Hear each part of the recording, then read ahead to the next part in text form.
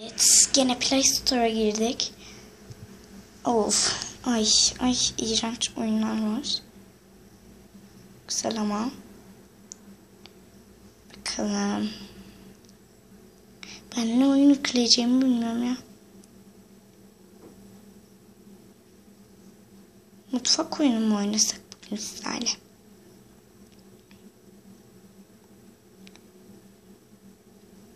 Anaokulu.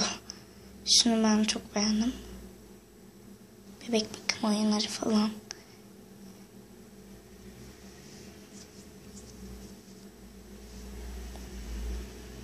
Bu insin. Ben size tekrar dönerim. Ya da yok. Şimdi sizlerle biraz yorumlara bakalım. Ya da fotoğraflara. Galiba böyle arabayla alıyoruz kızımızı.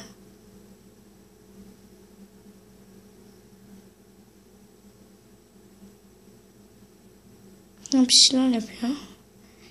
Oyun oynuyor. Yemek yiyor. Gene oyun oynuyor. Gene oyun oynuyor. Böyle gidiyor işte.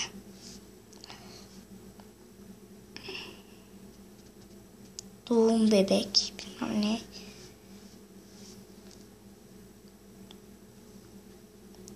Hızlı ve eğlenceli oyun. Oyun değil film.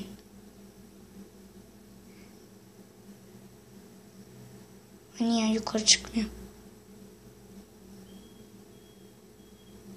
Yüklenmiş. Tamam.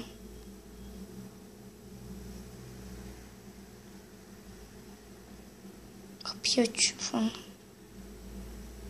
Ben bir şey anlamadım. Neyse ama. Oynayalım biz. Şu reklamlardan nefret ediyorum. Bu babamın telefonu. Dediğim gibi başka bir videoda.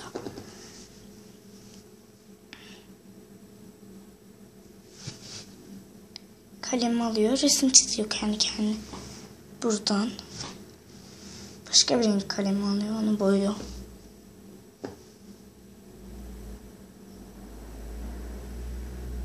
Tamamdır galiba. Ben hoş bir şey anlamadım. Hani ne yapacağımızı yani tam bilmiyorum.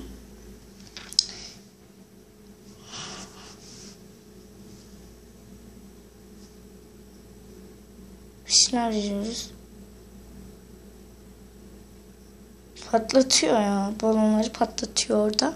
Şişiriyor patlatıyor. Şişiriyor patlatıyor.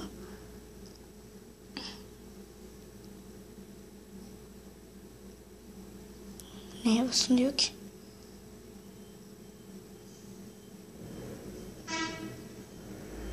Ben bir şey... Allah Allah. Diyor gidin.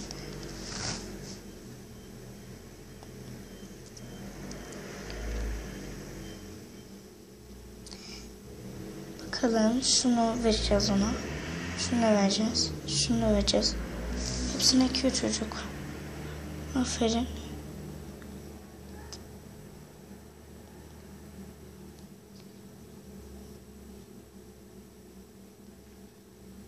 Böyle o kadar bir hoş bir oyun değil bence. Oyuncaklarla oynuyor. Aynı bu şekil.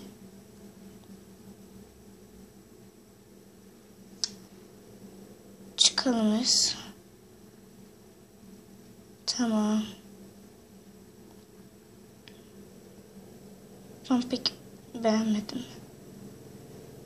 Ama şu uygulamayı sileceğim. Hoş değil. Gizli gösterici gelmiş.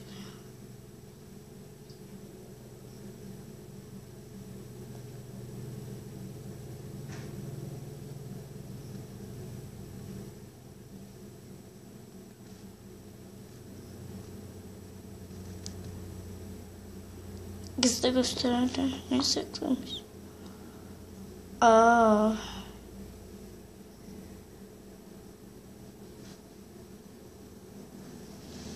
Biri arıyor. Hadi güle güle.